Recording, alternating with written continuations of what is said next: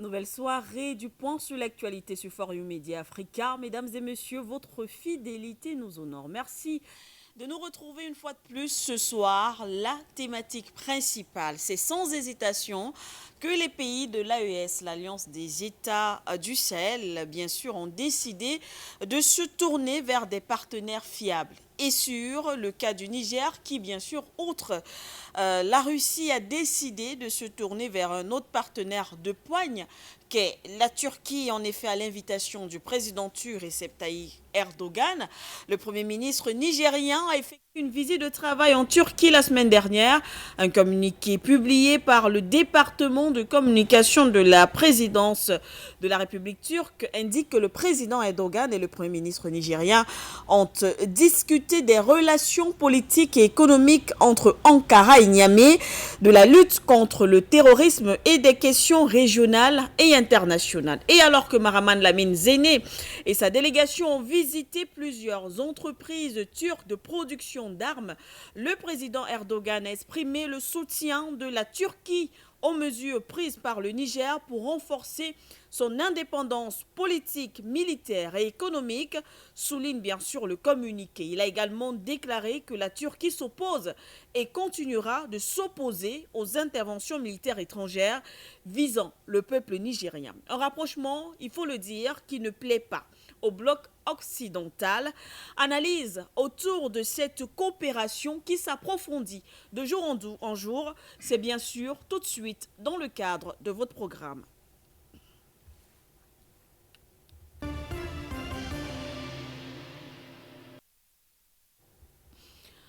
Bonsoir une fois de plus, mesdames et messieurs. Rapidement, la présentation de notre panel avant de rentrer directement dans le vif du sujet. Inutile de vous rappeler également, chers téléspectateurs, que vous nous suivez aussi en direct de la 96.3 FM, For You Radio, mais vous nous suivez aussi à travers nos différentes plateformes en direct Facebook, YouTube, sans oublier l'application For You Media Africa. Sur ce plateau, à mes côtés, Passion Parfum d'Homme.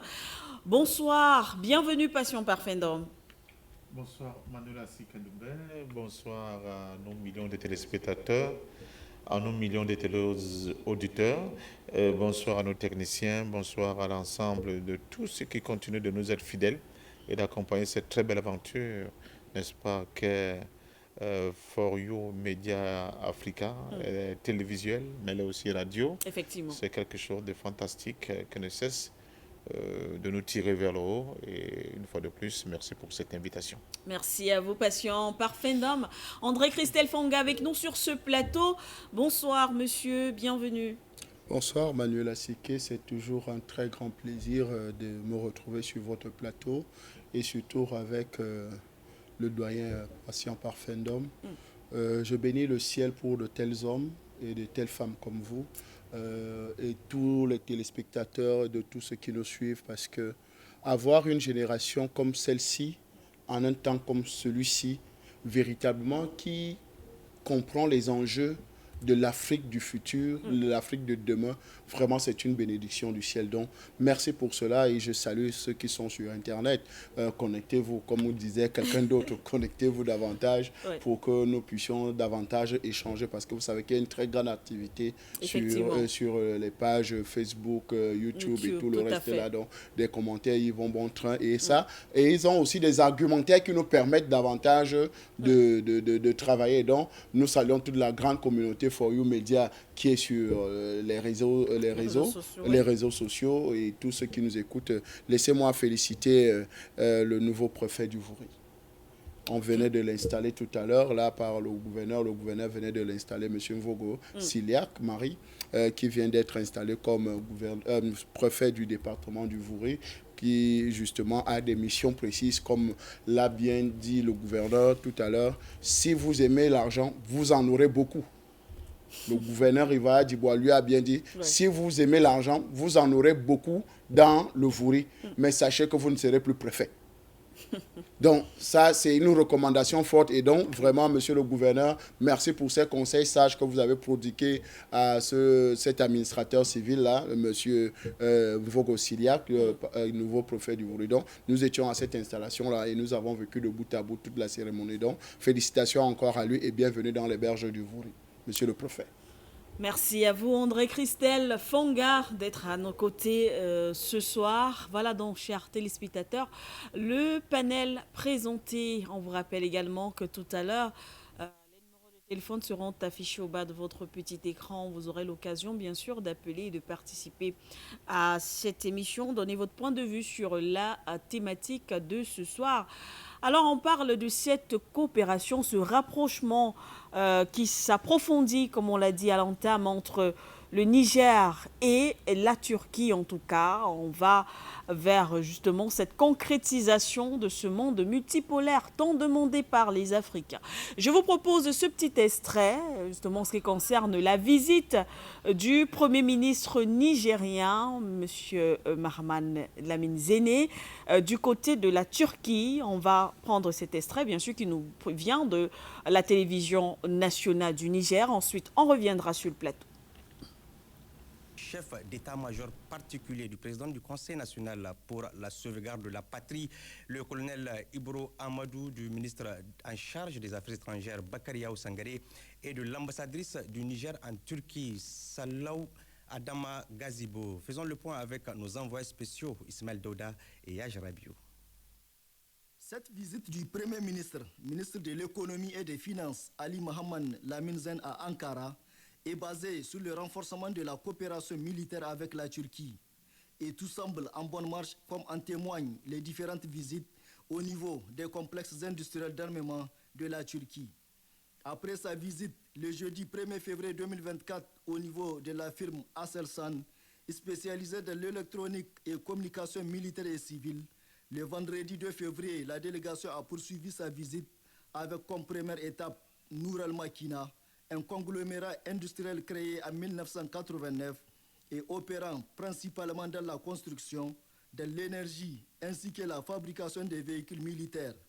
Ici, le Niger a déjà commandé des véhicules blindés dont certains sont déjà livrés et d'autres en cours, d'après la présentation qui a été faite au Premier ministre par les plus hauts responsables de cette entreprise. Une visite guidée de quelques installations de la firme et une démonstration des engins blindés ont été le temps fort de cette visite. Le Premier ministre Ali Mohamed Lamine Zéné, le ministre d'État, ministre de la Défense nationale, le général de corps Salifou Modi, le chef d'état-major particulier du président du Conseil national pour la sauvegarde de la patrie, le colonel Ibro Amadou Bacharou, et bien sûr les quelques membres de la délégation ont embarqué dans ce camion blindé pour un essai. Et voilà le résultat.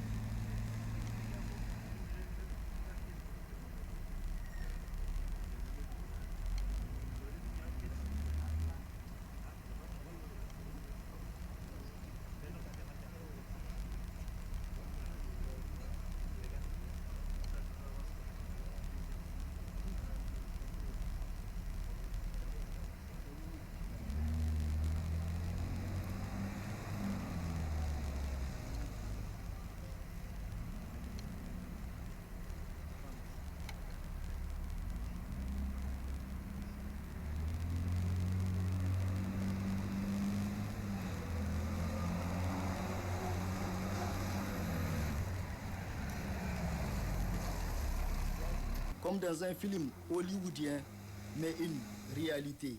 Ces véhicules blindés sont conçus pour affronter toutes les péripéties du terrain, qu'ils soient accidentés ou montagneux. Bref, des genres types pour le Niger.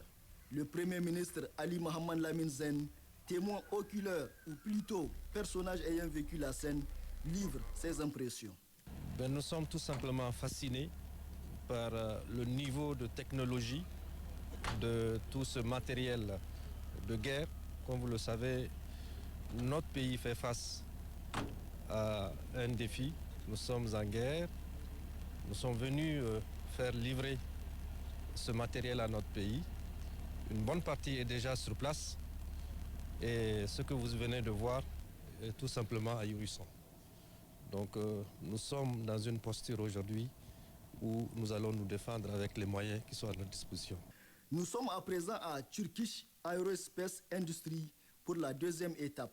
C'est une entreprise spécialisée dans la conception et fabrication de systèmes aérospatiaux. Ici également, après un accueil chaleureux et une présentation de la société, la délégation a eu une visite guidée. Des aéronefs, des hélicoptères et drones de combat, entre autres, sont les produits présentés au Premier ministre et sa délégation. Le Premier ministre, le colonel Ibro Amadou, s'installe confortablement comme pour y faire un tour. Bref, les responsables de cette société disent être à l'écoute des autorités nigériennes afin de contracter un contrat gagnant-gagnant. Enfin, Rocket San a été la dernière et la troisième étape pour ce périple marathon entrepris par le Premier ministre et sa délégation. Rocket San est un complexe industriel spécialisé dans la fabrication de missiles et roquettes dont le Niger a passé une commande il y a quelques mois de cela. Présentation de l'entreprise et une visite guidée de la salle de montage des missiles et roquettes, tel a été le menu de cette visite à Rocket San. Ces visites du Premier ministre au niveau des complexes industriels d'armement de la Turquie démontrent la ferme volonté des autorités nigériennes, au premier rang desquelles le général de brigade Abdourahmane Chani, président du Conseil national pour la sauvegarde de la patrie, a équipé l'armée nigérienne afin qu'elle assure efficacement la sécurité du territoire nigérien, mais également intensifier le partenariat dans ce domaine.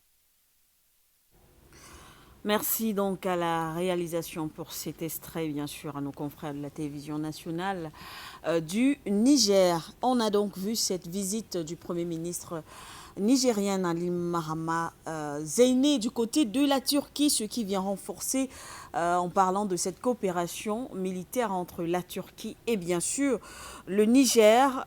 Je commence par vous, Passion Parfendom. On voit cet engagement très profond justement sur le plan militaire entre le Niger et la Turquie, ce qui vient peut-être confirmer cette page qui se tourne d'ailleurs peut-être radicalement vis-à-vis des partenaires classiques.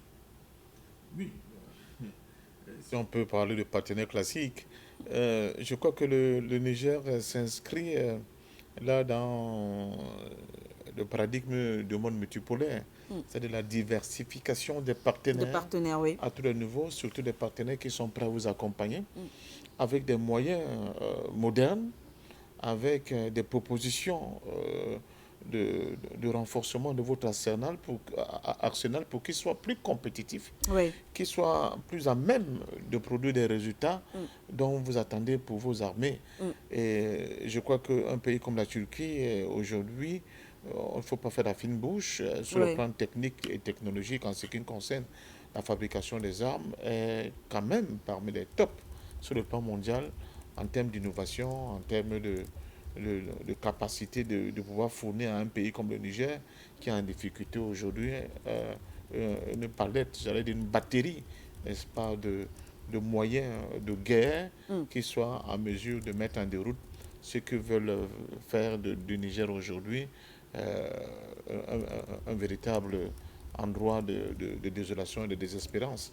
Donc c'est très important qu'on y arrive. Maintenant, n'oublions pas, la Turquie, c'est quand même un pays membre de l'OTAN. Il faut le souligner. Donc, le fait que la Turquie soit membre de l'OTAN, et ça, c'est la spécificité turque, ne l'empêche pas souvent d'aller dans des arrangements, dans des accords avec des pays, justement, qui affrontent, qui sont en désaccord avec la politique de l'OTAN dans le monde. Et c'est ça, c'est un peu le troublion de l'OTAN à ce niveau-là. Il faut aussi mentionner qu'en termes d'hommes, de capacité de mobilisation d'hommes au sein de l'OTAN, après les États-Unis, je crois que c'est la Turquie qui vient en seconde position, loin devant les pays comme la France, comme l'Allemagne et d'autres pays. Mais ce qu'il faut souligner, c'est que là, nous ne sommes pas dans des considérations qui n'ont pas un rapport. Nous ne sommes pas c'est pas un comportement altruiste de la part de la Turquie. La Turquie a besoin d'arracher des parts de marché importants au niveau du continent africain, qui est aujourd'hui le continent où ça deal, où ça commerce, où il faut aller chercher des parts de marché. On voit d'ailleurs une offensive, justement, diplomatique de la Turquie depuis quelques années déjà. Effectivement, effectivement. Donc, ce n'est pas des comportements altruistes, des comportements de mécènes, non. C'est que là, il y a un marché potentiel au niveau du continent africain. Il faut qu'on prenne pied sur le sol africain en leur proposant, évidemment, la gamme de ce que nous pouvons avoir comme matériel, comme proposition d'armes et ce qui va avec, de logistique, ce qui va avec, pour tailler aussi, nous aussi, prendre une part de ces marchés qui sont non moins importants. Alors, pour l'instant, un pays comme le Niger est obligé d'opérer comme ça parce que nous sommes face à une menace et il faut opérer dans l'urgence. Mais à terme, il faudra bien qu'on se dise que les Turcs n'ont pas, ils n'ont pas invité le fil à couper le beurre. Ils n'ont pas fait la magie pour qu'ils soient capables aujourd'hui, un pays comme la Turquie, de faire de telles propositions à un continent qui est aussi grand que le continent africain avec un pays majeur comme le Niger. Donc il faudra qu'on rentre dans des espèces d'accords, j'allais dire de contrats qui stipulent quand même, au moins à minima, qu'une partie de ces équipements militaires que nous allons chercher chez ces gens, par exemple la Turquie, qui a au moins, à minima, des centres de montage, je vois les voitures, de ces équipements sur place au niveau du Niger, pour permettre, à la jeunesse nigérienne de s'habituer avec ces matériels. Deuxièmement, leur donner la capacité de contracter un know-how certain, pouvant les permettre progressivement d'être aussi en capacité de créer, de fabriquer des équipements militaires comme ce que nous voyons. Pourquoi ne pas insister dans un premier temps, quand je vois une voiture, qu'au moins que certains comportements de cette voiture-là soient faits localement, fabriqués localement au Niger, pour qu'avec le temps, on se donne peut-être 5-10 ans, le Niger, à son tour, soit un hub de production d'équipements militaires, n'est-ce pas, de premier plan, mais parce que ça va permettre de résoudre deux problèmes. Premièrement, du point de vue de l'éducation qu'on donne aux enfants, on modifie complètement le paradigme d'éducation où on apprend encore le latin, le grec et des conneries comme ça. On va là où il y a vraiment des secteurs qui sont importants à la fois sur le plan de la production scientifique, technique et technologique, mais surtout, nous aussi, n'oubliez pas qu'un pays comme le Niger, il est très riche, que nous ne soyons pas d'éternels gens qui sont assujettis, n'est-ce pas, à des productions extérieures et qui nous mettent souvent en difficulté parce que soit les productions sont en retard, soit parce que politiquement, ils ne sont pas d'accord de nous fournir ces armes-là, etc., etc. Il faut que l'Afrique devienne aussi un pôle majeur d'innovation technique, technologique et scientifique, parce qu'en prenant justement l'exemple sur la Turquie, dont vous vous souvenez des fameux drones, je crois, Barkat, qui ont fait beaucoup de misère dans la guerre russo-ukrainienne. Pourquoi pas l'Afrique demain? Pourquoi pas? Donc, tout en comprenant l'urgence que pour l'instant, le Niger est face à une urgence et personne ne peut le nier, ils ont besoin d'armes, puisque la France nous a démontré son caractère nocif, puisque les États-Unis traînent les pieds de nous accompagner dans cette les États-Unis qui sont encore pourtant au Niger. Présents au Niger, c'est ça que vous voyez, c'est ça qui est un peu bidon. Maintenant, le monde est ouvert. Chacun veut venir prendre des parts de marché en Afrique. C'est à nous de savoir corser davantage les accords de coopération et les accords que nous à la fois d'achat de matériaux militaires que nous contractons avec les nouveaux arrivants sur notre marché, pour que progressivement, nous aussi, nous commençons à avoir des lycées scientifiques, des lycées techniques, et avoir des enfants qui iront peut-être dans ce pays pour voler ce feu-là et créer et trouver que localement, nous avons déjà des instruments qui vont leur permettre d'être de véritables, n'est-ce pas, j'allais dire, fabricants, n'est-ce pas, ingénieurs fabricants de tout ce que nous avons besoin. C'est un processus qui est difficile, qui est long, mais il faut vraiment, dès maintenant, avoir en termes de vision, en termes d'horizon, la volonté de nous attaquer à cette production-là, à cette capacité de produire d'ici 5-10 ans, au moins une partie de ces arsenaux qui nous sont vendus. Sinon, effectivement, nous allons nous maintenir dans l'éternel confinement, n'est-ce pas, la dépendance. Oui, c'est ça, c'est-à-dire la périphérie, eux, ils sont le centre, et nous demeurons la périphérie, et je crois que ce n'est pas comme ça que l'Afrique va s'en sortir et sera capable d'affronter les enjeux à la fois sécuritaires et même de développement de son espace propre. Merci à vous, Passion Parfendom. André Christelle Fonga, on poursuit avec vous. On a vu le Premier ministre justement nigérien du côté de la Turquie. On a vu ces engins qui ont été présentés. Ça nous rappelle d'ailleurs cette autre image lors du sommet Russie-Afrique où ces chefs d'État africains visitaient justement cet armement russe qui leur était bien sûr présenté. Mahaman Zéné le dit, on a besoin effectivement d'un, parce qu'on le sait, nous sommes victimes d'attaques, on a besoin d'assurer la sécurité de notre territoire. Et le président Erdogan, justement, lors de cette rencontre, a déclaré « La Turquie s'oppose et continuera de s'opposer aux interventions militaires étrangères visant le peuple nigérien ». Alors le Niger se voit donc accompagné par un partenaire de poigne à côté justement de la Russie, mais la Turquie également. Alors, Madame Sikendoumbé, permettez-moi de dire, quand un homme est riche, quand quelqu'un est riche, la première des choses, c'est sa sécurité. Ouais. Quand un homme est riche, quand un pays est riche, la première des choses à penser, c'est à sa sécurité. Regardez le comportement de nos riches dans nos quartiers, dans nos villes, dans nos pays. C'est de construire une grande barrière, c'est avoir les fils barbelés électriques, les caméras de surveillance, c'est d'avoir les costauds gardiens, n'est-ce pas, portiers et tout ça, c'est d'avoir une garde particulière, c'est avoir tous les instruments de sécurité. C'est avoir les voitures blindées, c'est avoir je ne sais pas quoi d'autre qu'il faut pour sa sécurité. Donc, on ne peut pas être des États riches et ne pas se sécuriser. Et ne pas chercher le partenaire fiable pour notre sécurité. Donc, un pays comme le Niger, qui est bougrement riche, malgré qu'on a inclus, on en a introduit, n'est-ce pas, dans le système, dans le subconscient des Nigérians et de l'État nigérien, que non, vous êtes l'avant-dernier pays le plus pauvre de la planète. Comment est-ce possible? Et je crois que j'ai triché cette expression-là chez le doyen Parfendom.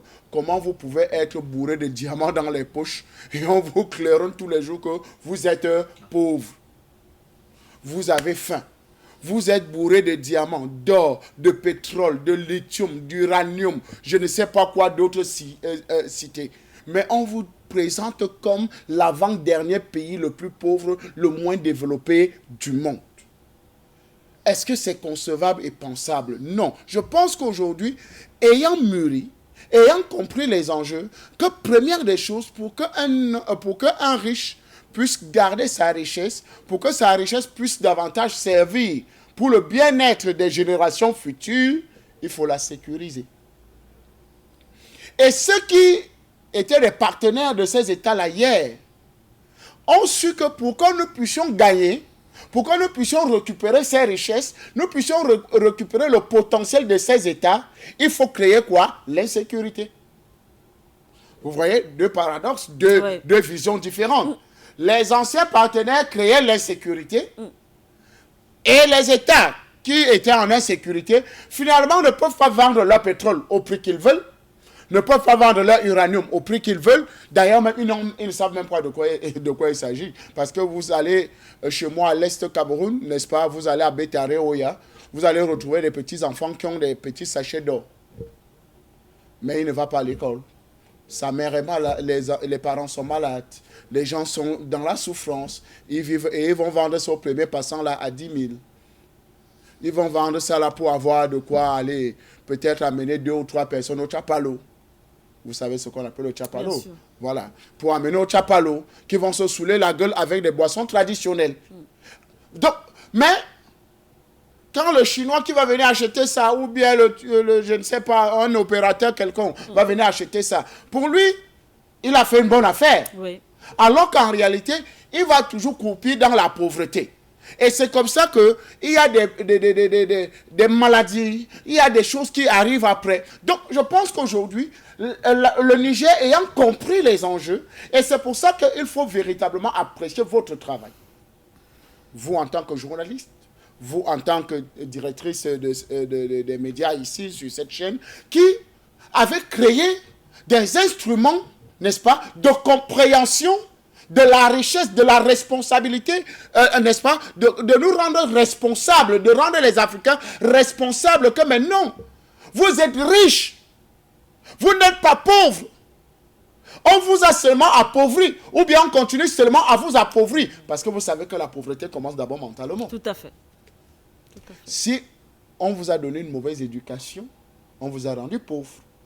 Et vous allez vous comporter comme ce jeune homme de Bétaré Oya, qui va penser que quand il a un peu d'or dans la poche, dès qu'il vend son premier passant, la première des choses, c'est d'aller amener 2 ou 3 filles au Tchapalo. Et c'est terminé. Et le lendemain, c'est le même train-train quotidien.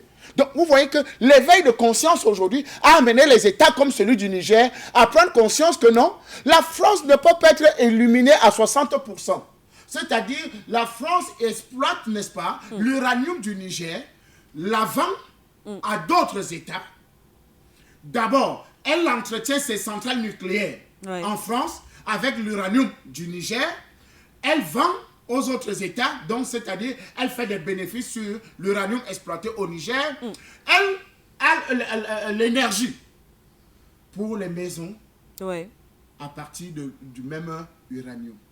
Et que le Niger, qui est détenteur de cet uranium, croupit dans la pauvreté. Et en plus de ça, on lui ajoute encore une malédiction, l'insécurité. C'est-à-dire djihadisme, terrorisme. Alors, ce n'est que normal que, ayant pris conscience, qui dit, mais non, je suis riche. Ah, donc je suis riche. Comme je suis riche, il faut que je cherche la sécurité. Je sécurise mes biens. Et c'est pour ça que vous voyez ce redéploiement de l'État nigérien partout dans le monde. Et principalement aujourd'hui avec la Turquie et la Russie. Et je pense qu'aujourd'hui, quand nous voyons cette visite et la démarche, nous comprenons que d'ici peu, d'ailleurs, dans les reportages que nous avons bien suivis sur la chaîne nigérienne, n'est-ce pas, c'est qu'il y a déjà une bonne partie du matériel qui a déjà été livré. Et d'autres arrivent. Donc, vous comprenez que dans la logique maintenant de sécurisation des biens et des personnes au Niger, on va mettre tous les moyens nécessaires pour se sécuriser. Et j'ai suivi l'un des derniers discours du général Tiani, président de la transition du Niger, qui n'avait plus froid aux yeux, qui n'avait plus peur, qui ne souciait pas devant je ne sais pas quoi. Aujourd'hui, il a demandé, n'est-ce pas, a donné la position claire du Niger. Et que le Niger va davantage travailler pour sa sécurité. On a oublié qu'il y avait une base américaine. Tout à fait, il y a une base américaine. On a oublié qu'il y avait des forces étrangères installées. Et donc, il y a encore même des infiltrations parce que tous les soldats français n'ont pas quitté le territoire nigérien. vous savez qu'ils ont trompé sur le chiffre, le nombre. C'est vrai que le chiffre reste ambigu. Ambigu. Oui. Donc, vous comprenez qu'il faut véritablement que le Niger se sécurise. Il faut qu'il trouve tous les moyens nécessaires pour se sécuriser contre ces djihadistes et terroristes. Et avec l'action qui vient de poser encore en sortant de la CEDEAO, vous comprenez que les attaques vont se multiplier, des scénarios vont se multiplier pour la déstabilisation de cet État-là. Donc, il faut véritablement que la Turquie aujourd'hui, qui est engagée justement dans ce projet-là, n'est-ce pas, d'aider un pays comme le Niger, pas aider, en fait, d'être en partenariat, n'est-ce pas, surtout gagnant-gagnant avec un pays comme le Niger. Il faut que ça aille plus loin pour que nous puissions avoir véritablement la sécurité que nous recherchons. Merci à vous, André Christelle Fonga. Monsieur Ndom, un pays comme la Turquie, qu'est-ce qu'un pays comme la Turquie peut représenter effectivement en tant que partenaire d'un autre pays comme le Niger et en étant bien sûr aux États de l'AES? Non, il faudra qu'on soit assez pragmatique. Oui. Je crois que l'un des défauts de notre génération, après le panafricanisme, ce temps nouveau, c'est que souvent nous sommes un peu trop manichéens. On voit les choses en noir, ou c'est noir, ou c'est blanc, n'est-ce pas? Et on manque de faire des analyses qui nous demandent, qui commandent à être assez pragmatique. Le monde, il est comme il est aujourd'hui. C'est le matériau que nous avons. Nous n'allons pas fabriquer un monde à notre convenance. Nous sommes obligés de faire avec les forces en présence dans le monde. Et le monde multipolaire nous exige d'aller à la rencontre de tout le monde en fonction de nos besoins, oui, et dans le sens de la protection de nos intérêts. Nous prendrons donc ceux qui vont nous faire les meilleures propositions, qui seront les mieux disants en termes de rapport qualité-prix, en termes de type de coopération qu'ils veulent bien nous proposer, et etc., etc. Donc, c'est à nous de voir. On serait plus dans un monde où tout le monde est beau, tout le monde est gentil. Oui. À partir du moment où vous libérez de la cage et que vous décidez de prendre votre destin en main, vous assumez ce que le monde va vous offrir en termes de difficultés, mais en termes d'opportunités aussi. Or, la Turquie aujourd'hui, dans cette nouvelle force, n'est-ce pas, cette force émergente, qui nous était encore presque interdit d'accès hier, parce que les fameux accords de coopération militaire interdisaient pratiquement que nous puissions avoir ce type de coopération. Maintenant que tout cela a été éventré, on nous donne la possibilité aujourd'hui de pouvoir négocier avec tous les pays. Il n'y a pas que la Turquie, il y a l'Iran, oui, il y a le Brésil, il y a la Corée du Nord. C'est-à-dire que la palette des opportunités, aujourd'hui, cet éventail est large, plus que jamais. Mais j'insiste lourdement là-dessus. Ne l'oublions pas, la Turquie est un pays membre de l'OTAN. Expliquez-nous un peu profondément, qu'est-ce que vous voulez dire effectivement par là? C'est-à-dire que dans une confrontation majeure avec le reste des pays aujourd'hui, oui, du monde dit émergent, les nouveaux pays émergents, oui, la Turquie a l'obligation d'être de côté de ceux que vous considérez comme vos ennemis sur le plan militaire, il ne faut pas l'oublier. Mais heureusement ou bien malheureusement, pour eux, heureusement pour nous, la Turquie a cette attitude de ne pas rester complètement confiné dans cet espace limité par le fait qu'il soit son membre appartenance à l'OTAN. Oui. Oui, elle a l'habitude de jouer un peu les petits bouts en train qui refusent une quelconque discipline de groupe en ce qui concerne l'OTAN, mais on sait que dans les conditions des faits majeurs, elle a tendance quand même à revenir dans le giron de l'OTAN parce qu'elle en est membre. Donc, elle nous donne cette opportunité, sommes pragmatiques, sachons la saisir autant pour moi, pour pouvoir, muscler davantage notre arsenal, et là, le Niger, Dieu seul sait qu'ils en ont vraiment, vraiment besoin aujourd'hui. De deux, au niveau des accords de coopération militaire, pour qu'on renforce aussi notre capacité sur le plan de vue d'actifs de nos militaires, de participer, n'est-ce pas, à des séances de formation avec l'armée turque pour mieux utiliser ce matériau-là. Pour ça, une chose, c'est d'acheter un matériel, mais deuxièmement, il faut savoir l'utiliser. Tout à Alors, fait. pour être capable de l'utiliser, il y a des modules de formation sur le plan militaire qu'il faut absolument suivre. Ah, pas du transfert. Le transfert. Au-delà du transfert de technologie, il faut d'abord savoir utiliser ce matériel. Donc, ça bonifie du point de vue dynamique, n'est-ce pas, ça ouvre d'abord davantage notre capacité, n'est-ce pas, à être dynamique dans l'appréciation et dans l'utilisation de plusieurs gammes, n'est-ce pas, de matériaux et d'armements, j'allais dire d'équipements militaires qui s'offrent à nous. Et ça nous donne aussi la possibilité pour nos militaires de voir un autre horizon qu'ils ne voyaient pas quand nous étions encore confinés dans les accords militaires français. C'est comme la théorie du crapaud qui était au fond du puits et qui pensait que le seul horizon qu'il voyait, c'était l'espace que le puits lui donnait à voir du ciel. Mais quand il a eu la possibilité de sortir du puits, il a donc vu que l'horizon était encore énorme et plus large. Je crois que nous sommes dans cette position-là aujourd'hui. À nous de savoir en profiter à fond, vraiment de cette possibilité-là, tout en restant quand même assez prudent. Oui. En nous disant pas que, bon, nous avons trouvé le partenaire qu'il faut aujourd'hui, on a peu de problèmes, on va tourner le dos aux autres parce que non, il faut faire attention. Nous sommes dans un monde qui est régi par des codes, qui est régi par des accords, qui est régi par un certain nombre de paradigmes. C'est à nous de savoir s'y adapter, mais en continuant progressivement à muscler le jeu de notre côté pour que, justement, nous soyons à l'abri des surprises désagréables. Et là, je le confirme une fois de plus, la Turquie est un partenaire sur lequel on peut s'appuyer pour aller dans le sens de cette dynamique-là. Mais ne nous limitons pas là, continuons de tendre la main aux autres et n'oublions pas que tous ceux qui vont arriver, les Turcs, avec, ils leur donnent aussi sur le marché africain.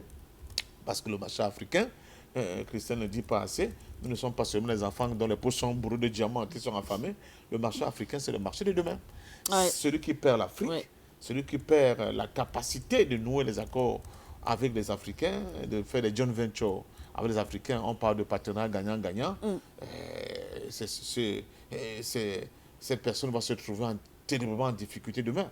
Donc, l'Afrique et les pays africains ont l'obligation, n'est-ce pas, de comprendre cela dans le type de négociations qui vont entreprendre avec des pays tiers, en se disant que, attention, l'Afrique aussi devient une opportunité, n'est-ce pas, pour l'ensemble de ces pays qui viennent nous proposer, n'est-ce pas, leur savoir-faire à travers, par exemple, les armements turcs et la logistique turque qu'on nous propose. N'oublions pas que nous sommes aussi une opportunité, parce que le monde, c'est d'abord le business. Et Dieu sait que l'un des lieux d'enrichissement des pays, c'est par exemple le complexe militaro-industriel. Donc, si vous avez un complexe militaro-industriel qui produit, mais qui est incapable de vendre ce qu'il produit, vous voyez évidemment que vous tournez en rond. Donc, vous avez l'obligation de trouver des débouchés pour ce que vous produisez et de continuer votre soft power en marquant, n'est-ce pas, le coût au niveau de ces pays à qui vous vendez votre matériel pour leur démontrer que sur le plan scientifique, technique et technologique, vous êtes quand même un pôle de référence qu'on ne peut pas négliger. Et c'est comme ça que progressivement, ces pays-là s'organisent pour continuer de renforcer leurs positions, des positions souvent fortes sur le plan international. L'Afrique, j'insiste lourdement là-dessus, ne doit pas se contenter du rôle de la périphérie, du rôle de simple consommateur de ce que les autres ont inventé, on construit, on produit, et que nous, comme de simples bébés, on va continuer à consommer. Il faut que l'Afrique, après avoir, justement, je suis d'accord avec Christelle, renforcer ses capacités pour dynamiser sa sécurité, qu'elle embraye rapidement sur la capacité de produire elle-même, à partir de son génie, à partir de sa civilisation, à partir, n'est-ce pas, de tout ce qui lui est propre en termes de culture, ses propres matériaux de guerre, et Dieu sait ce que nous sommes capables d'en produire, qui correspondent à notre environnement, qui correspondent à notre savoir, qui correspondent à notre vision de comment nous voyons aussi le monde de demain. Et c'est seulement comme cela que progressivement, nous aussi, sans bousculer, bien sans marcher sur les pieds de qui que ce soit, nous serons un pôle de référence. Et peut-être, qui sait, si aujourd'hui la Turquie est capable de vendre des drones à l'OTAN et qui font mal à la Russie, et qui sait, peut-être c'est l'Afrique qui sera capable demain, et ça c'est pas moi le dire, que de le dire, de vendre, pourquoi pas, des innovations techniques et technologiques aux grands qui hier encore nous regardaient un peu avec un peu de dédain. C'est aussi ça la marche du monde. Et il faut qu'on s'inscrive radicalement dans cette logique là aujourd'hui, et ça passe par des volontés à la fois politiques, mais des volontés tout court, qui ne peuvent pas être confinées à des situations de simples spectateurs et de consommateurs qui malheureusement ont été les nôtres pendant très longtemps. Merci une fois de plus à vous. Monsieur Ndom, on va tout à l'heure aller du côté du standard. La réalisation affichera les différents numéros de téléphone pour bien sûr vous permettre, chers téléspectateurs, pourquoi pas, de donner votre avis sur la question, la thématique de ce soir. André Christelle Fonga, donc un partenaire stratégique, monsieur Ndom, et mettait quand même, enfin, il a essayé d'arrondir et de préciser quand même que oui, mais voilà, peut-être en faisant plus ou moins attention, en rappelant que la Turquie est toujours un membre de l'OTAN, donc appartient à un certain bloc, même si on sait effectivement aussi que la Turquie a souvent eu des positions qui n'ont pas toujours fait l'unanimité au sein, bien sûr, de l'OTAN. Mais est-ce que, à côté de cela, la Turquie, la Russie, l'Iran et entre autres, de plus en plus on se dirige, ou alors peut-être qu'on y est même d'ailleurs déjà, vers la chute de ce monde unipolaire? Alors, il faut comprendre qu'aujourd'hui, les États n'ont pas d'amis. Ils n'ont que des intérêts. Et quand il s'agit de l'intérêt d'un État, d'une république, d'un pays, on est prêt à tout braver. On est prêt à tout saccager autour de soi pour que l'intérêt de la République puisse être préservé. Et quand nous regardons aujourd'hui la Turquie dans sa démarche, oui, qui veut s'affirmer, et vous voyez un pays qui est un peu à cheval entre l'Asie et vous appelez quoi, l'Union européenne. Oui. Donc vous voyez que il a un pied en Asie et il a un autre pied dans l'Union européenne. Il a un pied dans comment dire ça, peut-être dans les BRICS, pour ne pas, n'est-ce pas, il y a un autre pied, n'est-ce pas, dans l'OTAN. Vous voyez que c'est un pays qui est à cheval entre plusieurs contradictions ou bien entre plusieurs défis. Donc, et elle veut s'affirmer de manière autonome, de dire que non, j'ai la capacité, n'est-ce pas, de nouer des partenariats avec qui je veux, comme je veux, peu importe l'État ou bien au bloc auquel il appartient. C'est-à-dire, si c'est avec les pays africains, n'est-ce pas, je n'ai pas peur de nouer des partenariats avec un pays comme le Niger, qui est aujourd'hui dans un monde un peu multipolaire, oui, qui sort du monde unipolaire, qui vient de se démarquer, parce que ça fait quand même peut-être un an, moins d'un an, que le Niger vient de sortir, n'est-ce pas, de cette situation ambiguë, n'est-ce pas, où elle se trouvait avec des dirigeants pro-occidentaux, pro du monde unipolaire, oui, c'est-à-dire M. Bazoum. Donc, vous comprenez que la Turquie, aujourd'hui, dans sa démarche, veut affirmer aussi sa puissance technologique, sa puissance militaire, ses connaissances dans plusieurs domaines, parce que ce n'est pas seulement dans le domaine de l'armement, de tout le reste là que la Turquie excelle. Donc, ils excellent aussi dans plusieurs d'autres domaines. Donc, qu'ils veulent véritablement implémenter à la face du monde, qu'ils veulent démontrer à la face du monde que nous sommes aussi un pays émergent.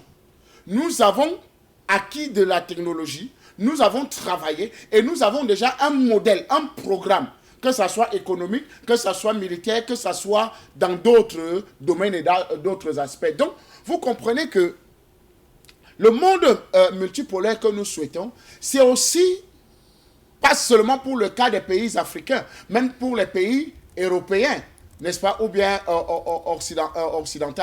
Ces pays-là aussi cherchent à implémenter leur stratégie et leurs connaissances dans d'autres pays. Même chose pour la Russie.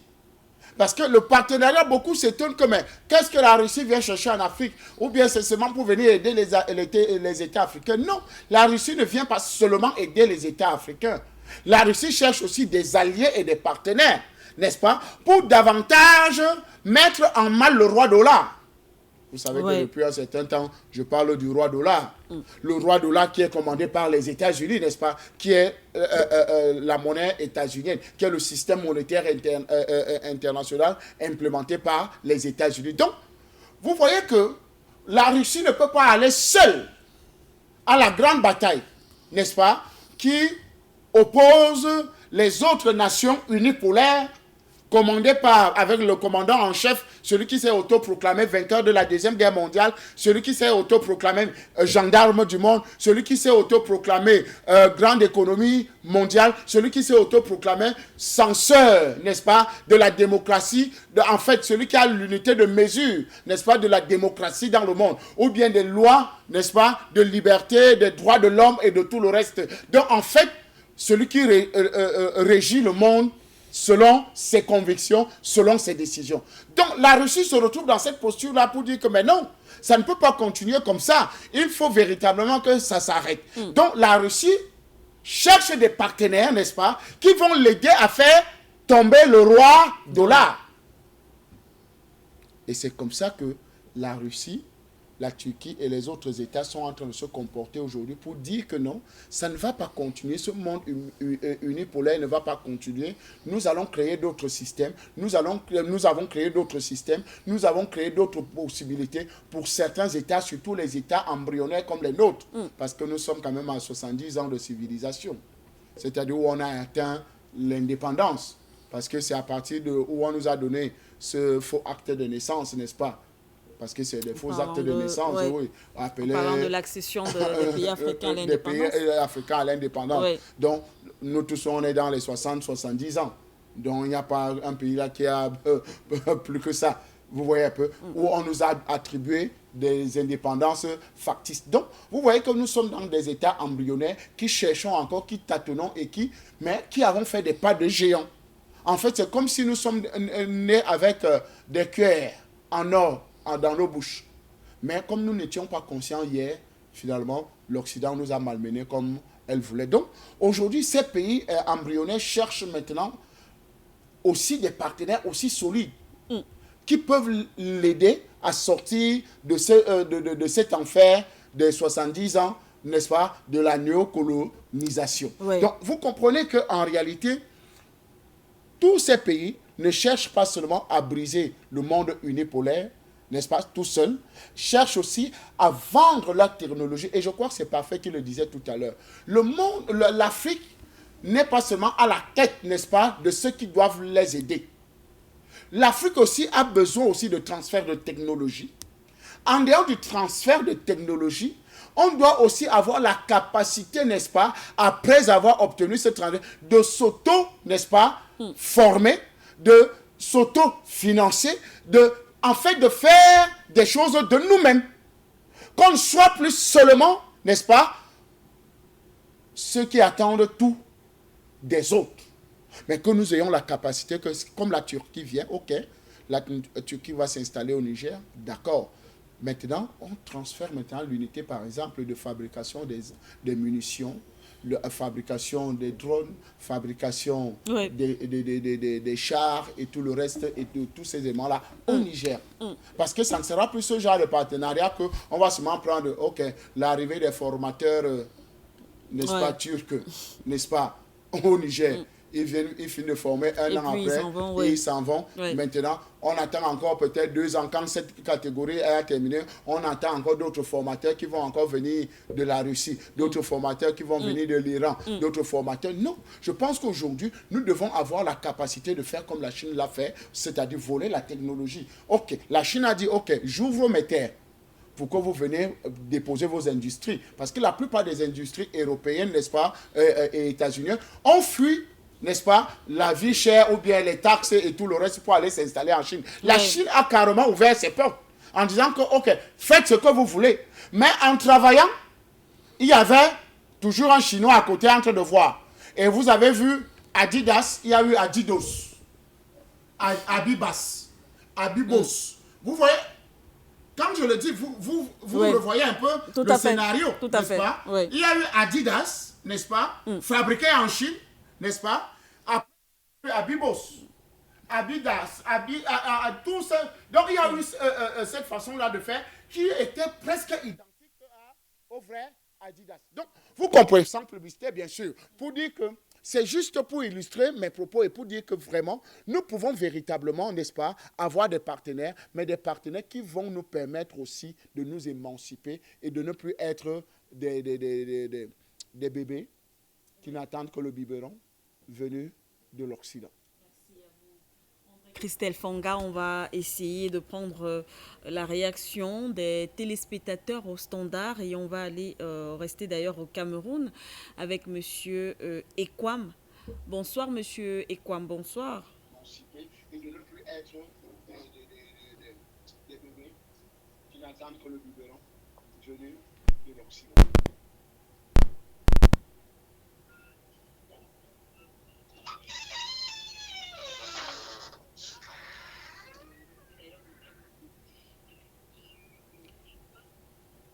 Allô? Allô? Oui, monsieur Ekwam. Allô? Oui, monsieur Ekwam, est-ce que vous Allô? m'entendez? Oui.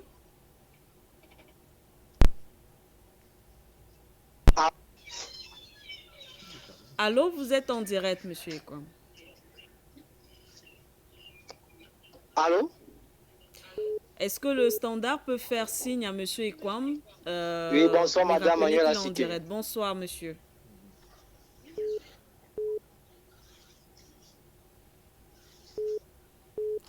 Allô? Allô? Oui, allez-y, monsieur Ekwam, vous êtes déjà en direct. Allez-y, s'il vous plaît. Oui, bonsoir, madame Manuela Siké. Bonsoir. Mais je n'ai pas de retour là. Je ne sais pas si vous me voyez. Vous êtes déjà en direct, monsieur Ekwam. Ça passe. Si vous me voyez, allez-y simplement. Allô?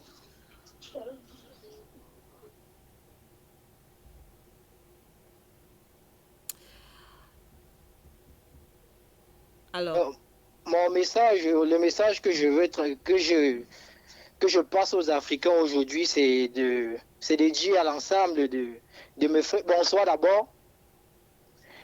Nous, Africains, nous devons nous prendre au sérieux. Il faut arrêter, parce que je suis amusé quand j'écoute la plupart des panafricanistes qui tentent à nous faire croire que la Chine, la Russie, la Turquie aujourd'hui sont des enfants de cœur. Non. Tous ces gens-là viennent en Afrique pour venir voler nos richesses. La Chine, la Russie, la Turquie, l'Iran et tout, même les États-Unis, la France, ne sont pas des enfants des cœurs. Alors, nous, Africains, nous devons nous prendre au sérieux. Nous devons prendre notre destin en main. Parce que la seule alternative pour l'Afrique, c'est l'Afrique et personne d'autre. Merci et bonne continuation. merci à vous, monsieur Ekwam. Merci d'être passé par ici. On a retenu votre analyse, effectivement, votre commentaire, l'Afrique et personne d'autre. Un autre téléspectateur, allô? MBC. Allô?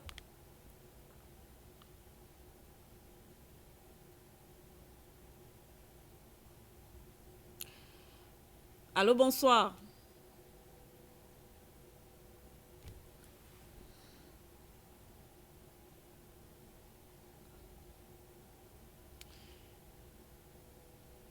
Alors, on a perdu malheureusement le téléspectateur, peut-être le temps de caler un autre appelant, un petit commentaire patient par fin d'homme. Monsieur Ekwam le dit, que ce soit la Russie, d'ailleurs, que ce soit la Chine, que ce soit la Turquie, tout comme les États-Unis, la France, tous ces pays viennent justement seulement pour leur intérêt. Il ne faudrait pas qu'on s'y accroche comme si ce sont des pays qui vont venir voilà, nous sortir pour nos beaux yeux, voilà, sans pouvoir en tirer eux-mêmes leur profit. Non, mais il ne faut pas non plus qu'il soit, comment on dit ça, excessif dans ce qu'il dit. Mais c'est ce que nous disons. On a l'habitude de dire que l'Afrique doit compter sur elle-même pour s'en sortir. Mais quand on dit à situation exceptionnelle, mesure exceptionnelle, Oui. là, par exemple, un pays comme le Niger, qui est pris dans un étau qui ne dit pas son nom, le Niger a des partenaires classiques que sont les pays occidentaux, la France, les États-Unis, etc., Oui. qui ne l'ont pas aidé à avoir une armée capable de défendre le pays. Et de l'autre côté, elle fait face à la menace terroriste sur son propre sol. Elle fait comment? Qu'est-ce qu'elle fait? Elle est obligée d'aller chercher des solutions chez les nouveaux partenaires qui, hier encore, ne lui étaient pas accessibles. Donc ça, c'est la première chose. Donc il faut d'abord tout faire pour mettre en place des mécanismes de solutions qui vont justement permettre que l'État existe. Oui. Maintenant que l'État peut enfin garantir sa sécurité, effectivement, la préoccupation de M. Ekwam vaudra son pesant d'or, c'est-à-dire nous mettre dans des dynamiques de réflexion endogène nous permettant de produire nous-mêmes, n'est-ce pas, de quoi nous permettant de pouvoir nous défendre sans compter, sans complètement compter uniquement sur ces solutions venant de l'extérieur pour pouvoir le faire. Et vous le savez, tout à l'heure, dans le développement de Christelle, j'ai failli le dire, vous savez, ceux qui fabriquent les armes, ils ont des catégories et des catégories d'armes qu'ils fabriquent. Ils ont des types d'armements qu'ils fabriquent. Par exemple, quand vous appartenez à un groupe, à un regroupement militaire, mais aussi de pression dans le monde comme l'OTAN, ils ont des types d'armements qu'ils ne peuvent pas vendre à l'extérieur sans l'accord de leurs partenaires. Attention, ils ont des types de missiles qu'ils ne peuvent pas vendre à l'extérieur sans l'accord de leurs partenaires. Donc vous voyez donc que même à ce niveau-là, même si le complexe militaro-industriel a besoin de commerce pour pouvoir vivre, parce qu'eux, ils sont dans la recherche, ils sont dans les idées de développement, ils conçoivent, ils finissent par fabriquer, mais ils ont des types d'armes qui ne voudraient pas être entre des mains des gens qui ne contrôlent pas. D'autant plus que vous allez voir que au-delà de cette coopération, le Niger est aussi en train de développer une coopération avec la Russie, avec d'autres pays, donc ça pose problème. Vous me coupez, hein, s'il y a quelqu'un qui est à l'antenne. Voilà. Donc, nous serons obligés à terme, M. Ekwam, et là, je crois que nous sommes d'accord, c'est une question de volonté politique, d'être en capacité de produire nous-mêmes nos propres outils de défense. Les autres n'ont pas fait la magie. L'homme noir n'est pas aussi idiot qu'ils ne sont pas en capacité de le produire. Maintenant, il faut que ça s'organise. Il faut qu'on soit dans un espace, dans un univers pensé et développé par nous-mêmes, qui soit en capacité de laisser les petits Africains produire le génie qui sont dans eux et être dans les dimensions pour nous permettre justement de fabriquer des instruments de protection dont nous avons besoin. Et ça, ce n'est pas sorcier. Les jeunes Africains sont capables de le faire en un temps record. Il suffit tout simplement qu'on organise mieux les choses, qu'on les mette dans des conditions adéquats, n'est-ce pas, de produire ce savoir et ce savoir-faire-là. Et je crois que très rapidement, nous allons pouvoir nous en sortir. Mais nous ne l'oublions pas, nous sommes dans un monde quand même qui est comme il est, qui a fait d'interaction, qui a fait de solidarité. Aucun de nos entités ne va s'en sortir en vivant en vase clos. Et à nos taxis, évidemment. Donc, et il n'y a pas que dans le domaine militaire, il y a dans le domaine médical, dans le domaine biomédical, dans le domaine agricole. Les domaines sont variés. Nous serons obligés de coopérer avec les autres pays du monde pour pouvoir justement garantir notre sécurité et notre développement, mais en accord avec les autres pays du monde aussi. Merci à vous, Passion Parfendom. On est presque à la fin de cette émission, mais on va prendre peut-être le dernier téléspectateur de cette soirée qui nous appelle justement du Niger. Bonsoir, monsieur Komla. Bonsoir. Oui, bonsoir. Bienvenue, monsieur. On vous écoute. Oui, j'appelle du Bénin, pas du Niger. Ok, du Bénin. Bienvenue, monsieur. Bonsoir. Bonsoir. Je vous encourage par rapport à votre chaîne et que Dieu protège la chaîne afin que tous les prédateurs qui sont à l'affût ne puissent pas faire couper les signaux de cette chaîne. Quand j'ai fini de dire ça, je voudrais dire au Niger, à travers l'AES, de foncer seulement. Nous soutenons le Niger à travers l'AES.